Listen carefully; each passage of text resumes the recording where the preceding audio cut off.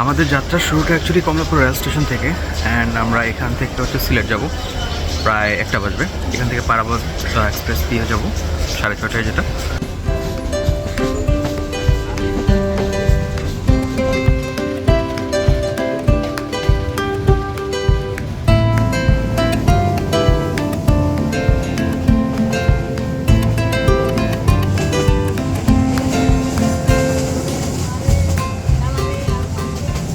আমি আসছি লালাখাল, সিলেটের অন্যতম ফেমাস জায়গা।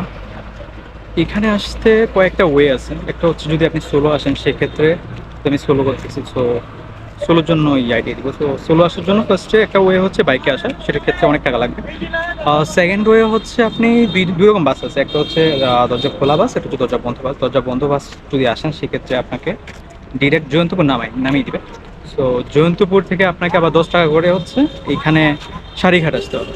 তো সারিঘাটের এখানে আসলে আপনি এখানে অনেকগুলো নৌকা দেখতে পাবেন। এখানে নৌকা ঘাট আছে জাস্ট রাস্তার পাশে, এই নৌকা ঘাটটা। অ্যান্ড এই নৌকা ঘাটে করে প্রায় 1650 টাকা করে হচ্ছে 1 ঘন্টার জন্য লালাখাল ঘোরা যায়। এইখানটার পানিটা কিছুটা ময়লা, বাট যখন লালাখালের মেইন পয়েন্টগুলোতে যায়, সেই ক্ষেত্রে ওই জায়গাগুলো অনেক নীল পানি দেখা যায়। এটা হচ্ছে এটার মেইন অ্যাট্রাকশন এই জায়গাটা।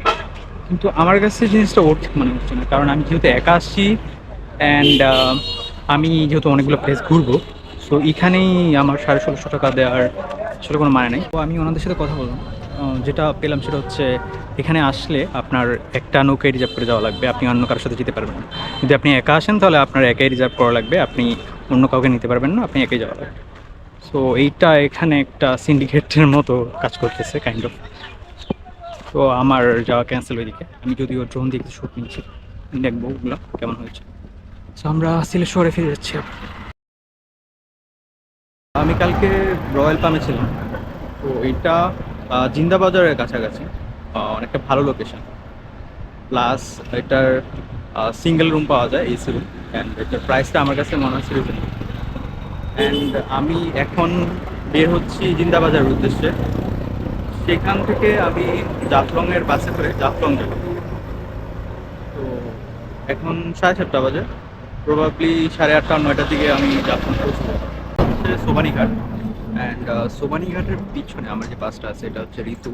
সো এই বাসটা হচ্ছে গেট ব্লক বাস। এটা দিয়ে হচ্ছে নর্মালি জাফলং ডিরেক্ট যাওয়া যায়। এখানে 2টা স্টপ আছে, একটা হচ্ছে জয়ন্তপুর অ্যান্ড আরেকটা হচ্ছে জাফলং। সো আমাদের অনেক সময় কম লাগবে যদি আমরা এই বাসটা করে যাই। এবং এর পিছনে আরেকটা বাস আছে যেটা দিয়ে নর্মালি গেট ব্লক না, সো ওরা হচ্ছে যাত্রী ওঠার জায়গা থেকে। তো এটা অনেক সময় লাগে।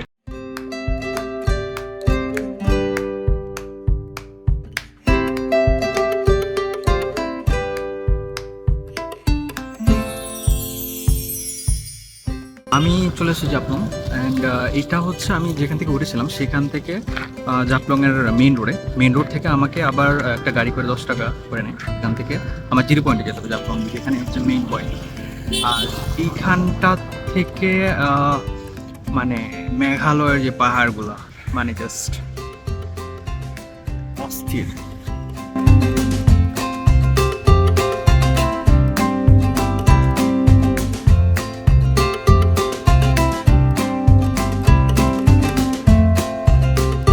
আমরা প্রায় জিরো পয়েন্টের কাছাকাছি চলে আসছি, অ্যান্ড এখান থেকে যে জায়গাটা সব থেকে বেশি পপুলার সেটা হচ্ছে ইন্ডিয়ার যে বাড়িগুলো এখান থেকে দেখা যায় আমাদের বাংলাদেশ থেকে, মেঘালয়ের পাহাড়গুলোতে। সো এটা আসলেই অনেক সুন্দর। সি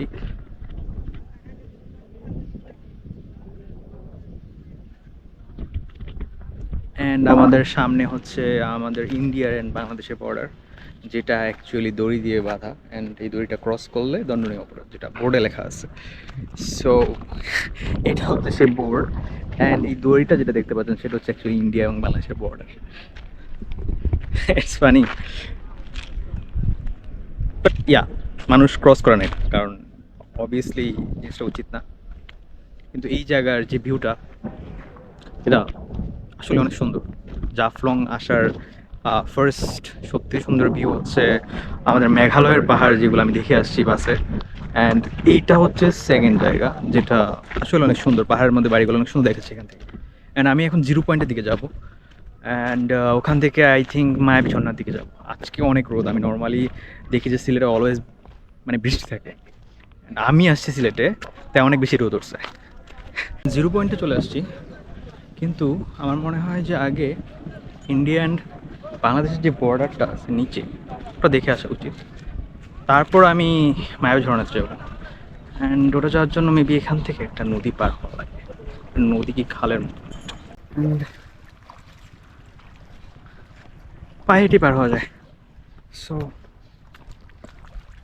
অনেক ঠান্ডা।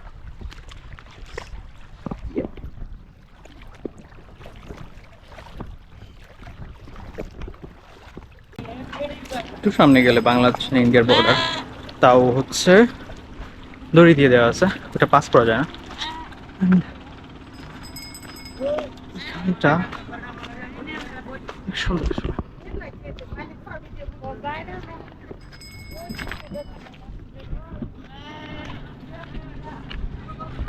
আমরা এটা পার হতে অবস্থা খারাপ হয়ে যেতেছে। এটা বাংলাদেশ অ্যান্ড তার পাশে ইন্ডিয়া, অ্যান্ড আটলাসিং জাপান। সো এইখান থেকে ভিউটা পাওয়া যায়।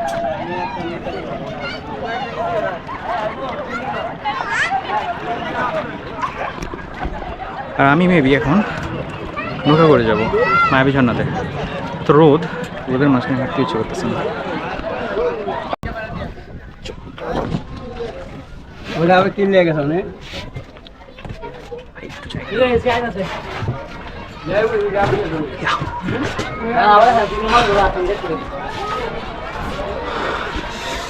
আমাদের ওই পাড়ে গিয়ে 100 টাকা দিতে হবে, অ্যান্ড সম্ভবত আসা যাওয়ার 100 টাকা টোটাল।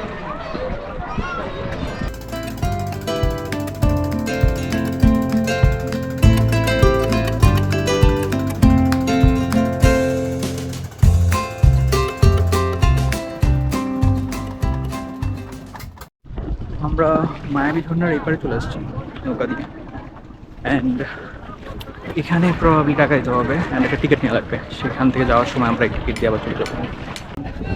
আমরা মায়াবী ঝর্ণার উদ্দেশ্যে সামনে রওনা হচ্ছে। বেশিক্ষণ লাগবে না, আই থিঙ্ক 2-3 মিনিট লাগতে পারে। অলরেডি 11টা বাজে। আমরা চলে আসছি মায়াবী ঝর্ণাতে, অ্যান্ড সামনেই দেখা যাচ্ছে, মনে হচ্ছে মায়াবী ঝর্ণার পানি কমে গেছে। শনিবারে মানুষ কম হবে এটা ভেবেছিলাম, আমার সেই চিন্তা ভুল প্রমাণ করে দিয়ে প্রচুর মানুষ এখানে চলে আসছে। জায়গা তো নাই উঠার। সামনে লেখা আছে ইন্ডিয়ার বর্ডার, সেটা পাস করা উচিত না। মানুষ ইন্ডিয়ার বর্ডার পাস করে চলে গেছে।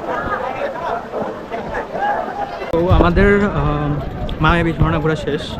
আমি প্রায় ঘাটের দিকে চলে আসছি। এখান থেকে নৌকা করে আমরা 0 পয়েন্টে চলে যাব, অ্যান্ড সেখান থেকে হয়তো আমরা পান্থমাই অথবা বিছানাগান্ধি যেতে পারি, নট শিওর। আবার শ্রীপুর চা বাগানে যেতে পারি। সো দেখা যাক আমরা কোথায় যাই।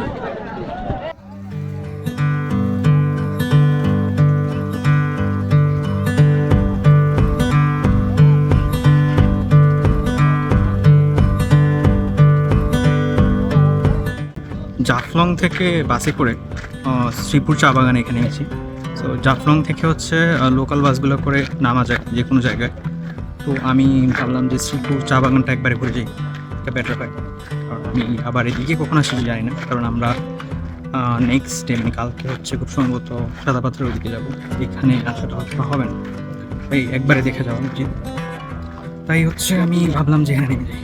অ্যান্ড এই ছাতাটা আমার না, অ্যাকচুয়ালি এখানে 20 টাকা করে ছাতা ভাড়া দেওয়া হয়, বেটার আই থিঙ্ক। যেমন রোদ এখানে, ওই রোদের মধ্যে আসলে হাঁটা পসিবল। আমরা শ্রীপুর চা বাগানের মাঝখান দিয়ে একটা রাস্তা আছে, ওই রাস্তা দিয়ে হেঁটে গেলে সামনে একটা স্পট আছে, ওই স্পটটার মধ্যে থেকে এই মেঘালয়ের যে পাহাড়গুলো সেগুলো অনেক কাছে থেকে দেখা যায়। অ্যান্ড আমরা একটু পরেই সেটা দেখতে পাবো। আকাশ অনেক নীল, কারণ রোদ অনেক এখানে, মানে এত রোদ শেষ করার মতো। আমি প্রায় স্পটে চলে আসছি, এই সেই জায়গা যেখান থেকে মেঘালয়ের পাহাড়গুলো দেখা যায়।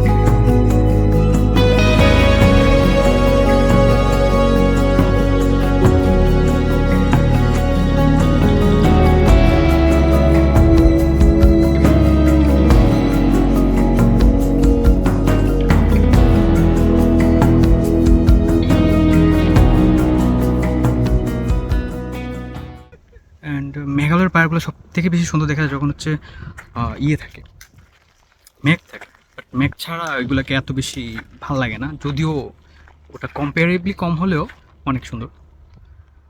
বাট ইয়া, শ্রীপুর চা বাগানে আসাটাই আসলে অর্থিত। আমরা মেবি এখন এখান থেকে লালাখাল যাব, লালাখালের যে ভিউটা ওটা দেখবো। আমি নৌকাতে উঠবো না খুব সম্ভবত, কারণ নৌকাতে উঠতে গেলে অনেক টাকা লাগে। লালাখাল আসার কয়েকটা পয়েন্ট আছে অ্যাকচুয়ালি। সো যেটা একটা হচ্ছে গিয়া সারিঘাট থেকে, অ্যান্ড ওখানে একটা নৌকা ঘাট আছে যেখান থেকে আপনি 1650 টাকা করে হচ্ছে আসতে পারেন।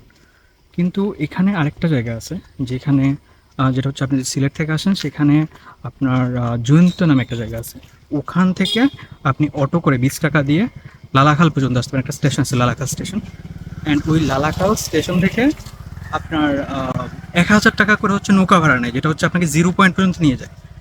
অ্যান্ড এইটা হচ্ছে 2টা পয়েন্ট। বাট আমার মনে হলো আমি একটু ঘুরে দেখি এই জায়গাটা। আসলে ওইটার এই আমি যেখানে আসছিলাম লালাখাল সেখান থেকেই নীলপানিটা শুরু হয়ে গেছে। তো আমি ভাবলাম যে একটু দেখি একটু ঘুরে যে এখানে কী আছে। তারপর আমি এইখান দিয়ে আসলাম, আর কি এটা অনেকটা দেখতে জঙ্গলের মতো। এই রাস্তাটা দিয়ে আসলাম একটু সামনে, এইখানে দেখতেছি যে একটা নৌকা ঘাট আছে। এটা কি 0 পয়েন্ট আমি শিওর না, বাট জায়গাটা অনেক সুন্দর দেখতে। কথা বলে যেটা জানতে পারলাম যে এইটাই সেই লালাখালের 0 পয়েন্ট। অ্যান্ড এখানেই নর্মালি লালাখালের যতগুলো নৌকা আছে সবগুলো এখানেই আসে। অ্যান্ড এখান থেকে হচ্ছে ওনারা নেমে ওই পাথরটা দেখে আশেপাশে ঘুরে দেখে অ্যান্ড ফিরে যায়। তো কি আসলেই অর্থিত কি একা এসে 1650 টাকা দিয়ে এটা দেখা। সো আমি আরেকটা ওয়ে পেলাম, যদি আপনার দেখার ইচ্ছা থাকে খুব যে আপনি 0 পয়েন্ট দেখবেন অ্যান্ড লালাখাল আসবেন, তাহলে এখান থেকে দেখতে পারেন। এসে জাস্ট লালাখাল স্টেশন থেকে একটু হেঁটে সামনে আসতে হবে, অথবা আপনি নৌকা করে আসতে পারেন যদি আপনার টাকা। সো ইয়া, সোলো ট্রাভেলারদের জন্য আপনি ওয়ে অনেকগুলো ওয়ে আছে। সো আপনি যদি আসতে চান তাহলে আসতে পারেন। অ্যান্ড এখান থেকে যে ভিউটা দেখা যাচ্ছে অ্যাকচুয়ালি উপরে মেঘালয় অ্যান্ড নিচে লালাখাল, বেস্ট কম্বিনেশন।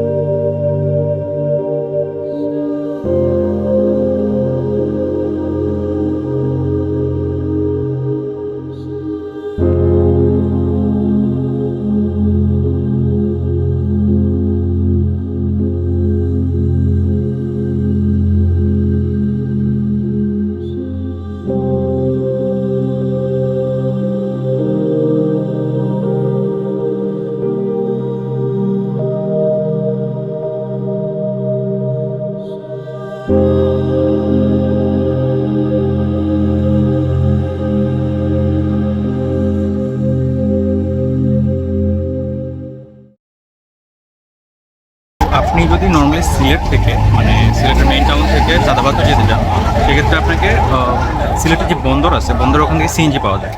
সিএনজি ভাড়া প্রায় 20 টাকা রাখে আম্বরখানা আসার জন্য। সো ওখান থেকে আপনি আম্বরখানা আসবেন, অ্যান্ড আম্বরখানা থেকে একটু সামনে আসলে সিএনজি যেখানে নামিয়ে দিবে সেখান থেকে একটু সামনে আসলে আপনি 2 ধরনের বাস পাবেন।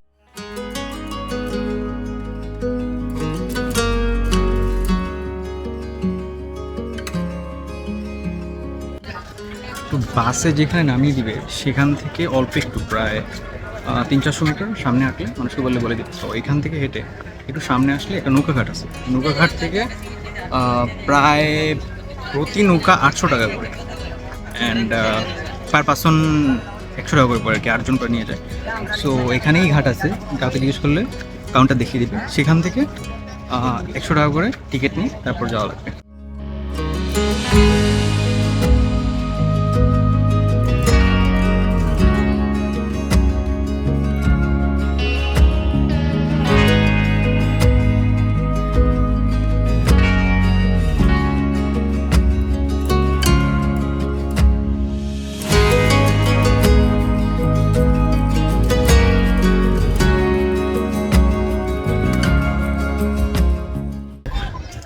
আমি সাদা পাথর চলে এসেছি, অ্যান্ড সাদা পাথরের বিশাল পাথরের সাগর, এখানে পানি শুকিয়ে গেছে। আমি আসছি গত 2 দিন ধরে, কোনো বৃষ্টি হয়নি, যার কারণে এখানে কোনো পানি নেই আসলে। তো সামনে গেলে আছে, বাট এটার পরিমাণ খুবই কম, মানুষ অনেক বেশি। তো যাই দেখি কী কী অবস্থা। তো পিছনে মেঘালয়, মেঘালয়ের ভিউটা অনেক জোস, প্লাস এখান দিয়ে পানি বয়ে যাচ্ছে,